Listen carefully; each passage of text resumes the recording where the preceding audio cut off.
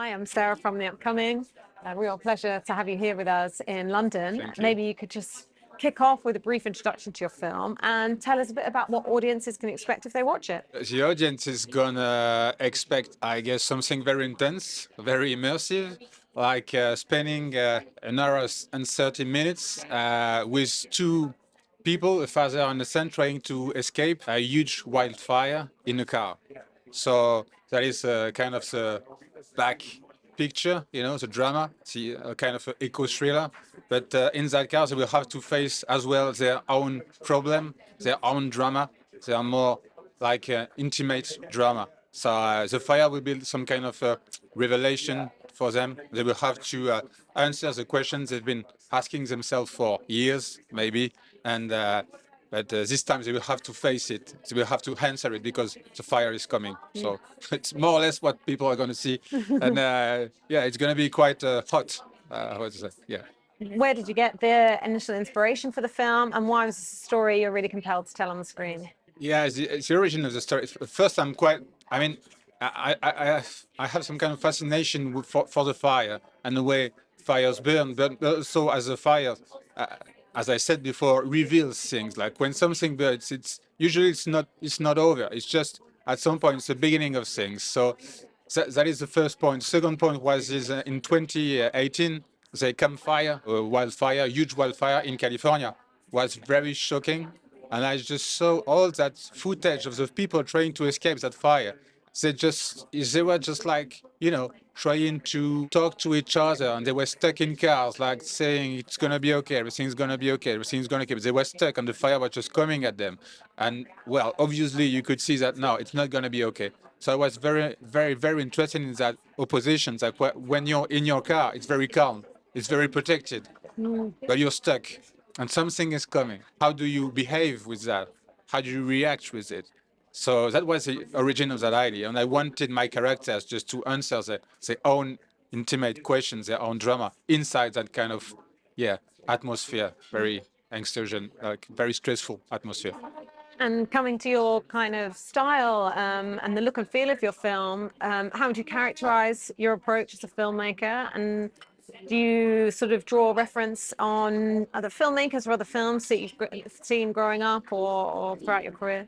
Yeah, I've got many references, but I mean, I could say that from that movie, maybe it would be like from for the picture, like Jeff Nichols or even Stanley Kubrick at some points, or maybe the fire scene from Roma, the Alfonso Cuarón. The way I was filming that movie was I wanted the fire to be something that you don't see at first. It's not like an American movie. I mean, saying that, I mean like a huge budget movie. So Fire, I wanted it to be like some kind of a threat that you don't see at first. You're just going on the road trying to escape, just listening to what the police say. You're on the good road. You're doing everything you're supposed to do. But at some point, something just not feel right. Something is wrong. And this kind of threat is just, growing. And this is the way I wanted to film it. The fire is like a very big part of the movie. It's a suggestion, like it's gonna come, and sometime at some point, yeah, it comes and it explodes. So this is the way I wanted, like to be very immersive and very suffocating. This is the way I wanted the movie to be shot. Just on the journey of making the film, what would you say was your biggest challenge? And on the other side of it, your personal highlight? Yeah, I was just the very big difficulty about that movie was the elements because we needed ashes, we needed smoke, we needed fires, we needed wind.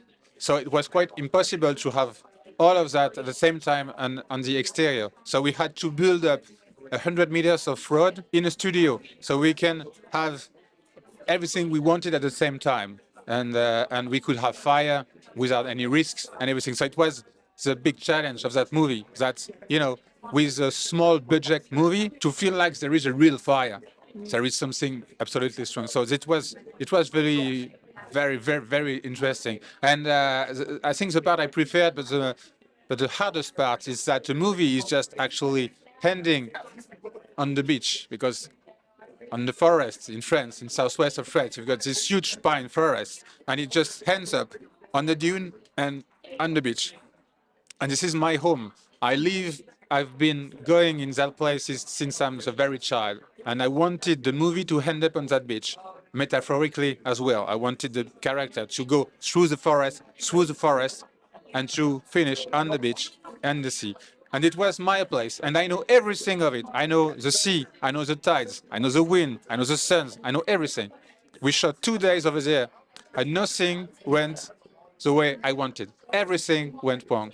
Everything I was expected. I just told everyone, it's gonna be okay. Trust me on that one. It's gonna be okay. The tide's gonna be good. You can take the camera in the water. Don't worry. The waves are gonna be small. Don't worry, it's gonna be okay. Everything went wrong. The camera just went into the water. The wind was very bad. It was extremely cold. The sun was impossible. It was just terrible. But it's a very good experience because really, I'm not gonna do that twice. I'm never gonna say it again. Like, don't worry, this one's for me. It's gonna be okay. You tempted No, fate. I won't. I won't do it again, and especially not close from my home. Like, no, I won't. And what do you hope that people will take away from watching your film? I hope. First the experience. I like when you go see a movie, the experience. Like, this is something, and you say, oh, okay, I just saw something. Something happened. And then what the people are going to feel, it's very hard for me to tell. Because myself I'm asking that question sometimes because I think a movie is never really ended until it's finished. And even when it's finished, like, I would like to, do something different, to tell something more. But the only thing I can say is that when people just see the movie and they come out of it, they want to talk to their parent. They want to talk to a father. They want to talk to a son. And they told me that every time. So I guess more or less gonna be about that. Like, you go out of it and you say, okay, maybe I'm gonna have to talk to my parents just to reconnect, because we still have time right now, but maybe later we won't have it anymore. So maybe right now is a good time. And what does it mean to you to have your film playing here as part of London Film Festival? First, London is really one of my favorite city. I live in Paris, but I come here like 5 or 6 times a year. I'll be back in 1 month, just because I love it. I love walking in London. I love running in London. I love running in Hyde Park. I run all the time in Hyde Park. I even I'm watching real estate in London, just trying to know where I could live if I come to London. It's quite expensive, even if Paris is expensive as well. So yeah, London means a lot to me. It's very fun. It's only here to me a good occasion just to be here in London. And BFI is a very good festival. And what I like about it is that they are really like talking about the directors. I'm not saying that for me, but I'm saying it's a very good thing just to talk about the storytellers, because they're going to have a huge part in the battle that is happening right now, between the platforms, TV, Netflix, cinema, and everything. Because in the end, it all comes back to the story. What do you want to tell?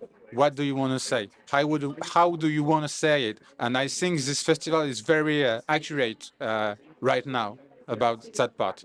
Can you tell us what you might be working on next? Do you know yet? Are you still? On London, I no, it's truly. I'll be.